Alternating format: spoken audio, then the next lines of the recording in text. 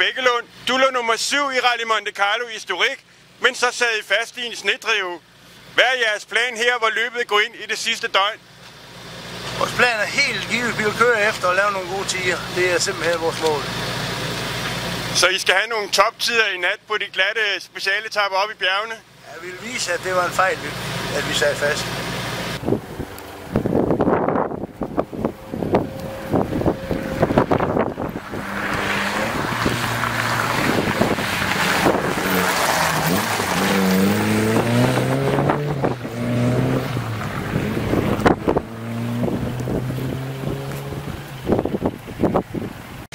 Arne Pagh, du er co-driver for Lars Bækkelund.